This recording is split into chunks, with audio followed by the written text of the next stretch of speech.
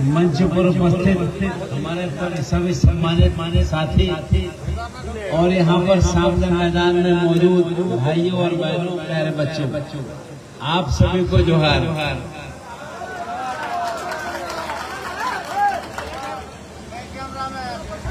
जैसा अभी माननीय विधायक जी कह रहे थे,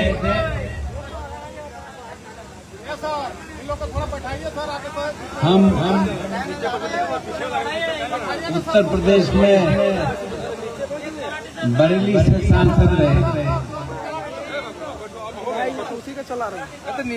और हमको जाने का मौका मिले बरेली, तो मैं आप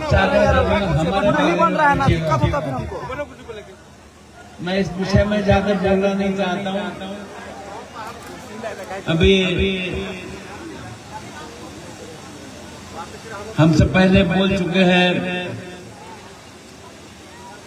विधानसभा के सदस्य भाई नागेंद्र जी, श्री जयराम महतो जी एवं श्री चंद्रदेव महतो जी। पूर्व विधायक डॉक्टर लंबेदर महतो जी भी यहाँ पर बोल कर गए और झारखंड आंदोलन के से जुड़े हुए श्री दुर्गाचरण महतो जी, जिला प्रशासन के अधिकारीगण, यहाँ पर एक लड़की बैठी है निशी महतो, यहाँ पर उपस्थित भाइयों बहनों, प्यारे बच्चों, प्रेस व मीडिया के हमारे मित्रों, जब से हमारे लोकतंत्री व्यवस्था में हमको जो काम दिया गया है, उस काम के बाद हमने लिखा हुआ बोलना शुरू किया है। पहले हम बगैर लिखा हुआ बोलते थे और लोग हमारी बात को समझते भी थे, पर अब हमारी कुछ मजबूरी है, हम बहुत सी बातें चाहते हुए भी नहीं बोल सकते। और वास्तव में आज हम यहाँ पर एक महान विभूति एवं झारखंड आंदोलन के महानायक के रूप में हम सब लोग जानते हैं श्री विनोद बिहारी महतो जी की जयंती मना रहे हैं। इस अवसर पर मैं उन्हें श्रद्धा सुमन अर्पित करता हूं। मुझे ध्यान है कि मैं लोकसभा में जल्दी पहुंच गया था, 89 में पहुंच गया था और 91 में जब मैं लोकसभा में पहुंचा था तो स्वर्गीय विनोद बिहारी महतो भी उस लोकसभा के सदस्य थे। तो वास्तव में स्वर्गीय विनोद बिहारी महतो जी का जीवन संघर्ष, समर्पण और हम सबके लिए पथ प्रदर्शक है। यहाँ पर आने के बाद हमें जानकारी मिली तो रहने से झारखंड राज्य बना और जो लड़ाई लड़ी उसमें इनकी अगुवाई थी। स्वर्गीय विनोद बिहारी महतो जी ने सामाजिक न्याय और समानता को अपना ध्येय बनाया। उन्होंने वंचित, शोषित और पिछड़े वर्ग को आवाज देने का कार्य किया और उनका स्पष्ट मानना था कि जब तक समाज का अंतिम व्यक्ति सम्मान और अवसर से वंचित रहेगा तब तक वास्तविक असली आजादी अधूरी है।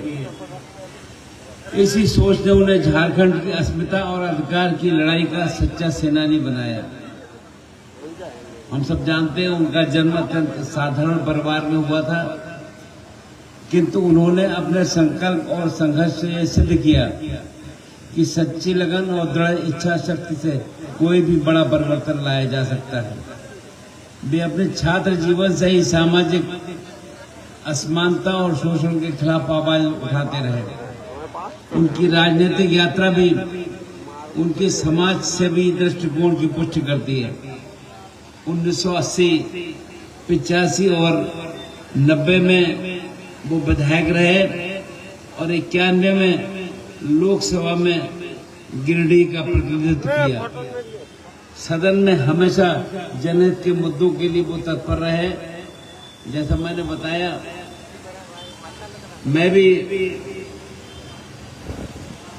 लोकसभा में, जैसे मैंने कहा कि मैं जल्दी पहुंच गया था, मैं 89 में पहुंच गया था। ये अलग बात है कि पार्टी ने मुझको बगैर मांगे 84 में लोकसभा लड़ाई थी, और तब मैं सबसे कम उम्र का था, पर बहुत कम वोटों से मैं, कि उसमें पार्टी के सारे लोग अधिकांश हार गए थे, केवल 2 जीते थे। तो मैं 89 में लोकसभा में पहुंचा था। तो इसलिए तब से, उसके बाद से लेकर अब तक लोकसभा की सारी गतिविधियों को मैं देखता रहा हूं।